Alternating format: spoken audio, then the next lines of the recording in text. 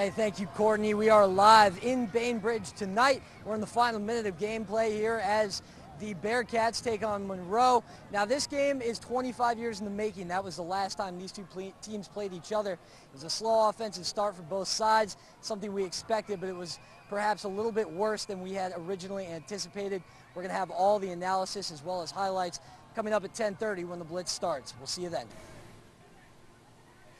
Yeah, thank you, Courtney. Thank you, Mike. No rain here in Bainbridge tonight. Things are winding down. The game is over here in Bainbridge, and we are going to have all the scores and highlights coming up for you. Now, I told you a little bit earlier when we first spoke at the beginning of the show that things offensively at the beginning of the game were not up to par.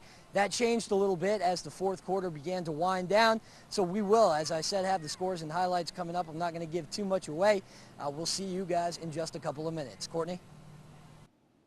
Welcome back. Head coach Charles Truitt for the Monroe Tornadoes has some questions at the quarterback position since four-year starter, his Charles Stafford, left to play for Albany State. Well, tonight the Tornadoes take their talents on the road for the first region game against a newcomer in Region 1-4A, and that's the Bainbridge Bearcats. Now, this game happens to be our game of the week. Here we go, Bainbridge coming out of the tunnel, and we'll start this one early. Brent McLaughlin of the Bainbridge throws the interception to Cornelius Jenkins, and the game is still, or actually tied 0-0 right now, but we're going the other way. Same drive.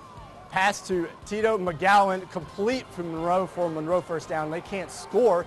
They would actually later have to punt after being forced out of bounds. Bainbridge on the ensuing position, fumbled and recovered by Damian Pierce, and we're still scoreless. In the second quarter, offensive woes continue in the second, and both teams still struggling here. Monroe quarterback Willie Jones, he would get sacked in the back of the end zone, or back there for a huge loss. And then later on, being forced out of the pocket, and then finally trying to find some light, and then a nice pass up the middle for the first down to keep the chains moving.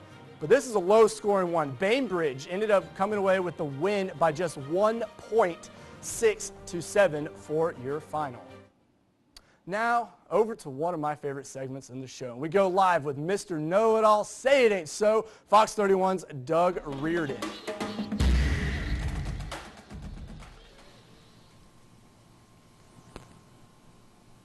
Nifty little rhyme there, Johnny. I like to see it. You should start throwing more of those in the show. Spices it up a little bit.